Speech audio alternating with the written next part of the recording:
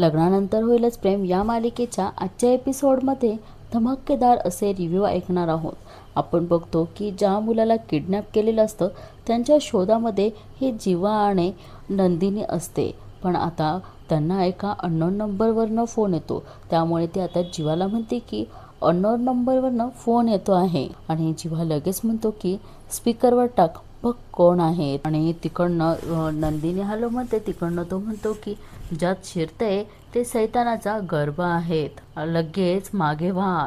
इकडे जीवा लगेच चिडतो आणि म्हणतो की हॅलो कोण बोलताय तुम्ही. आणि तिकडनं आवाज येतो की मास्टर. आणि प्रेक्षकांना पुढील मध्ये आपण बघतो की इथे ह्या काव्याने अशी कण कानाखाली आपल्या रम्याच्या दिलेली असते आणि म्हणते की ही चपराक तुला जुन्या काव्याकडनं, जिला तू आतापर्यंत गुणात घेत होती. आणि आता त्याचा बदला म्हणून ही का रम्या म्हणते की ही जुनी काव्या इच्छा नसतानाही बाळाला जन्म देणार आहे. पण लगेच आपली ही काव्या रम्याला उत्तर देते की त्याचा विचार तू नको करूस. आणि ही काव्या रम्याला डायरेक्ट वॉर्निंगच करते, तू आमच्यापासून आणि आमच्या बाळापासून लांब राहायचं रम्या. ती आमचं बाळ म्हणते तेव्हा पारच्या चेहऱ्यावर वेगळाच आनंद येतो आणि तो आनंदाने तिला म्हणतो की आमचं बाळ. आणि इकडे ही लगेच काव्या पारच्या हातात हात देते आणि नंतर एक हात